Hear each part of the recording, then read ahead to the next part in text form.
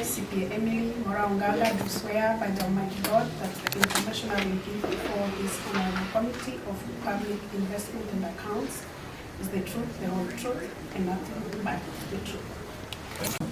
Emily has to go, and she ought to have gone yesterday. I therefore support. Thank you. Month, and we don't receive any share, so that we also continue running our activities. So it is disappointing, and with that in mind, I want to support that we should move in one voice and no turning back. We should go together, because this issue affects each and every person, whether elected, whether resident, or whether directly or indirectly benefiting from Nyamira County. Na mpenzi mtazamaji, karibu tena katika channel nambari 1 ambayo inakuwa kwa kasi, na kama iwapo hujasubscribe, zidi kusubscribe, like na kushare bila kusahau kucomment.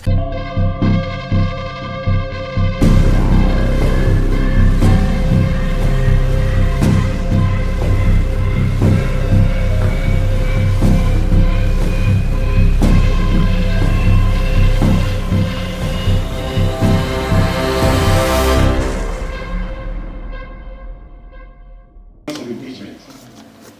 1. Gross violation of the Constitution of Kenya 2010 and other laws, the County Government Act 2012, and the Public Finance Management Act 2012, and the Public Procurement and Assets Disposal Act 2015 by the following actions, errors, and all omissions. The said CC failed, neglected, refused, and or ignored to disperse appropriated and approved budgetary allocations of 1.7 million to the members of County Assembly, more specifically for car and mortgage loans. This is a grave violation of the Constitution that frustrates constitutional mandate of the members of County Assembly, who have budgetary time frames to repay the loans, hence constraining members in terms of repayment period. B. Unsupported procurement of goods and services. The County Executive Committee for Finance, ICT and Economic Planning presided over payment of goods and services amounting to Kenya shillings 59,505,653, which is not accounted for, leading to plunder and loss of public resources, breaching Section 48, Subsection 3B, and 106, Subsection 2 of the Public Procurement and Assets Disposal Act 2015. Annex A, page 18 of the County Assembly Report on Public Investments and Accounts Committee, dated 13th February 2023.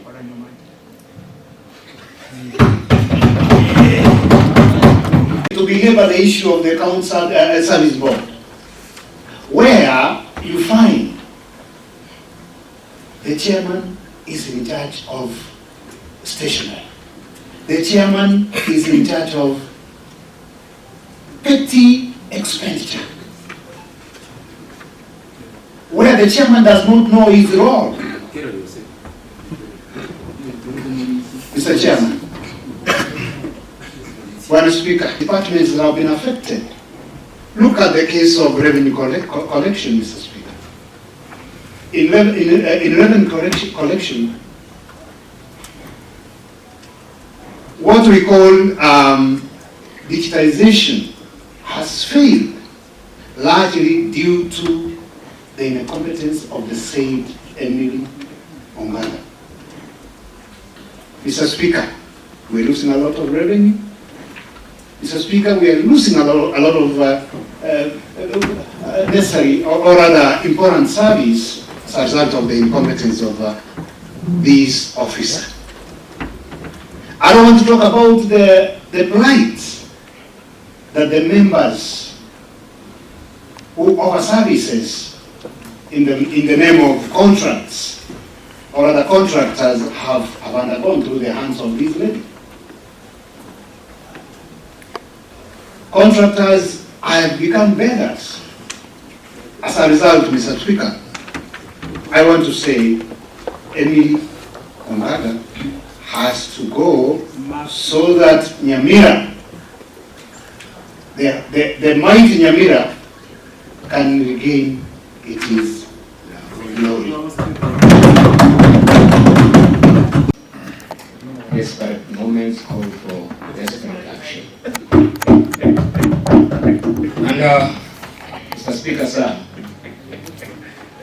we have a standing order in this house that gives us guidelines on how we are supposed to carry ourselves and conduct in terms of debate and our discussion. In this house, we have the majority and we have the minority leaders.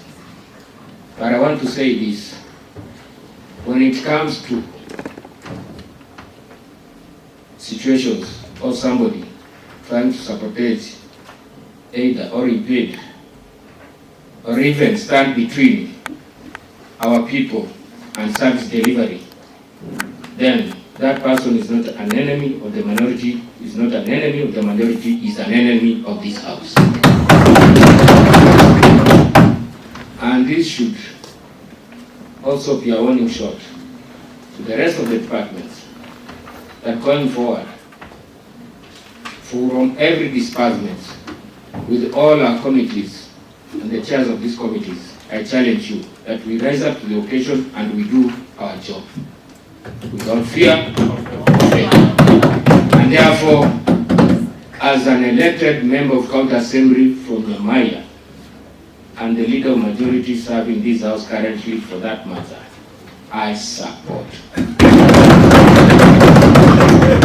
Thank you. Deputy Leader of Majority.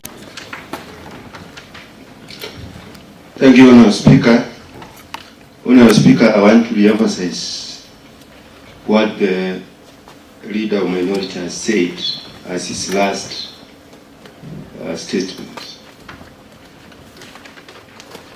This is the moment that honourable members must rise to the occasion and assert Assembly constitutional mandate of legislation, oversight and representation.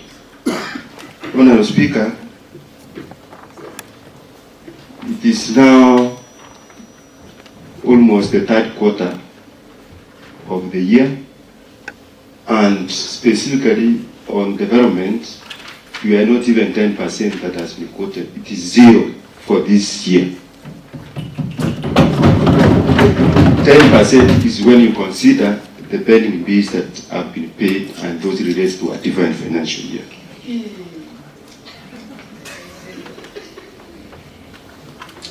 On the basis of that, Honourable Speaker, I, George Murarabuka, representing the great ward of Bogichora, second this motion. The leader minority, for the first time I've seen him in his right gears, Mr. Speaker.